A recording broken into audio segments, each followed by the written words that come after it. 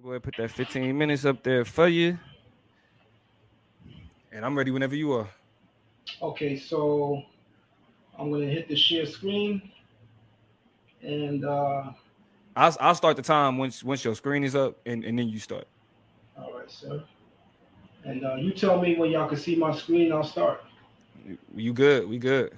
All right. So as everybody can see, based on the flyer, and I think it's significant that I mentioned this because within the last 15 minutes we didn't get any of this. Tonight's topic is whether or not the Bible condones great violation, and I'm certainly here to deal with that. So let's go to my first slide. My objective tonight is to prove that the Bible does not condone great violation. By condone, let's deal with definitions. This definition comes from the Oxford Dictionary. Condone means to accept behavior that is morally wrong. So, in order for our brother Maharakar's stance to be accurate, he would have to prove that the Bible accepts morally wrong and ethically wrong behavior in its teachings, right? If we go to scriptures that simply show what men are caught doing, that's a miserable way of demonstrating what the Bible condones. I'll give you guys an example of what I'm trying to get at. The Bible says, thou shalt not murder. The Bible says, thou shalt not commit adultery. But King David committed both. So if I go into text and I show you where David is committing adultery, and I'm showing you where David is murdering, does that mean that the Bible condoned it? Absolutely not, because it's against the Bible's teachings, hence why King David was condemned for those actions. So I want us to be very clear. If you want to prove that the Bible condones great violation, you have to show it in the Bible's teachings, which is what we call in the Israelite paradigm the Torah. So here we go. Excuse me, brother Zion. Stop Completely saying the different Hebrew verb is used. To prove my point, I brought us to 2 Samuel 13 and 14, where violation is actually being described, and once again the word kazak is used, not tafas. So if the brother wants to make a case that the word tafas is used to demonstrate violation, he has to show it in the text without using memes, without joking and jesting. We just want the information. I didn't come here for anything but the information. Here we go. Now here's where the scholarship begins. And I also want to do some things real quick. So brother, can you stop my time for a second? Because I just want to hold something up on the screen. Stop my time for a second, please. Yeah, I got you. 1401. Thank you.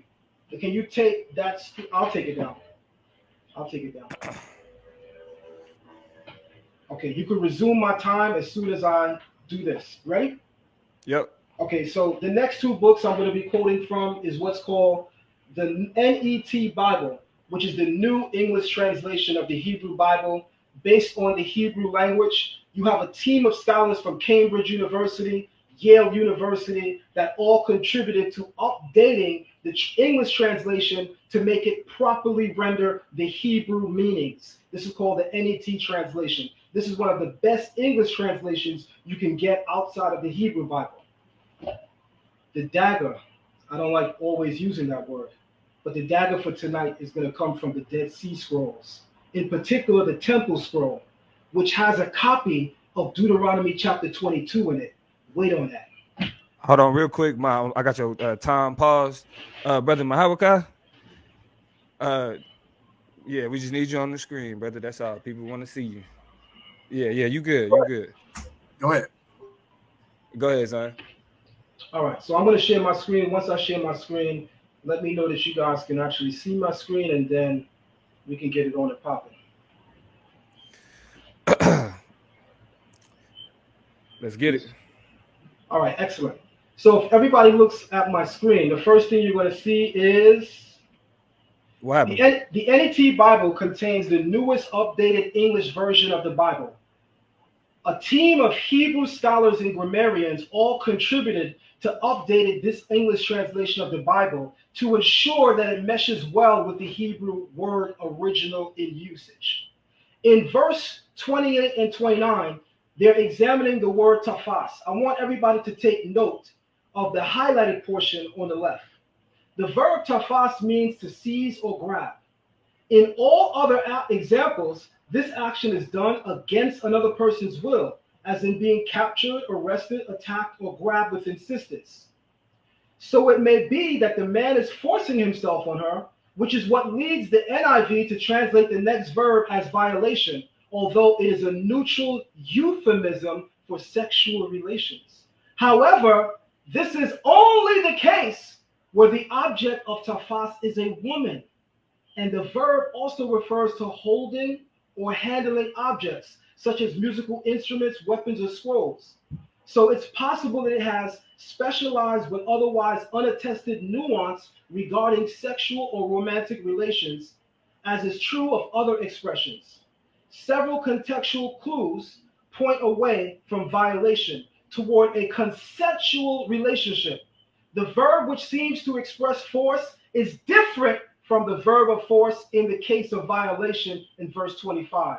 Watch as we go on.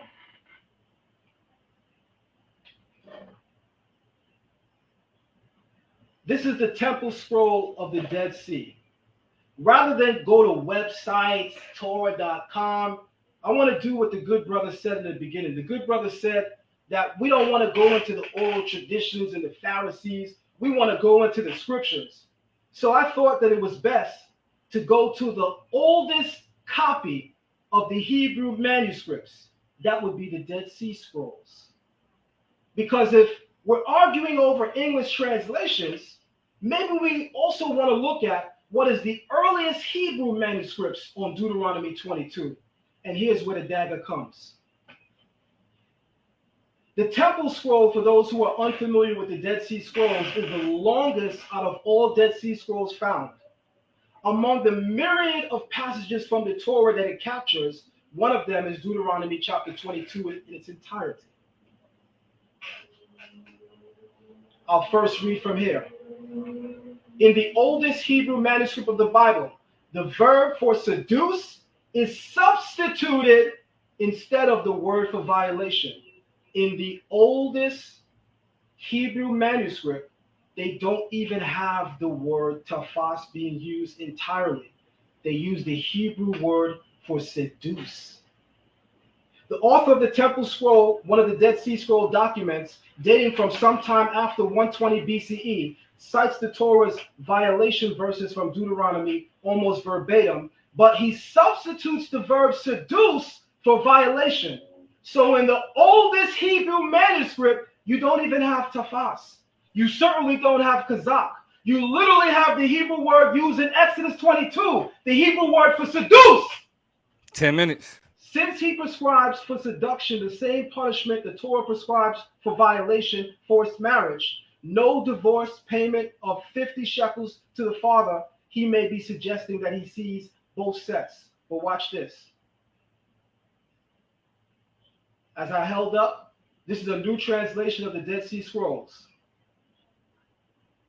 As you guys can see, that's my beautiful finger. I'm on page 631. We're going to go all the way to the bottom, which is verse 29. And what are we going to see? We're going to see that in the oldest Hebrew manuscripts, the original manuscripts, that way we can know for certain what is being spoken on. Tafas is not used. Kazak is not even used. But the Hebrew word for seduce is being used. Watch this. In Dead Sea Scroll 11Q19, 11Q stands for the 11th cave among the Qumran caves. 19 is the 19th scroll found.